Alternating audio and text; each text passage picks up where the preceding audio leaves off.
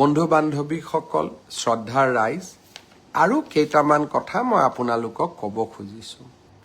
জুবিনৰ বিষয়ে আহিব খুজিছোঁ। বহু সময়ত ব্যক্তিগত কথা কোৱা উচিত নহয় আৰু ব্যক্তিগত কথা কোৱাৰ পৰিৱেশো নাথাকে।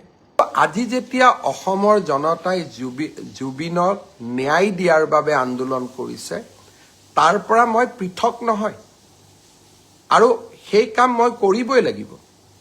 আৰু সেইকাৰণে মই আজি পুনৰ এবাৰ প্ৰতিশ্ৰুতি দিছোঁ যে জুবিনৰ ঘটনাৰ সৈতে জড়িত সকলো কেইগৰাকী ব্যক্তিক আইনৰ সন্মুখলৈ অনাৰ দায়িত্ব অসমৰ মুখ্যমন্ত্ৰী হিচাপে মোৰ, আৰু সেই দায়িত্ব মই কৰ্তব্য নিষ্ঠাৰে সৈতে পালন কৰিম, দায়বদ্ধতাৰে সৈতে মই পালন কৰিম।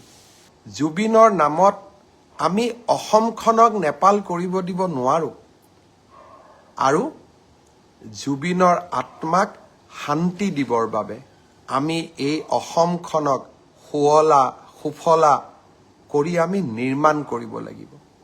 এইখন অসমক আমি ভাৰতৰ শ্ৰেষ্ঠতম ৰাজ্য কৰিব লাগিব।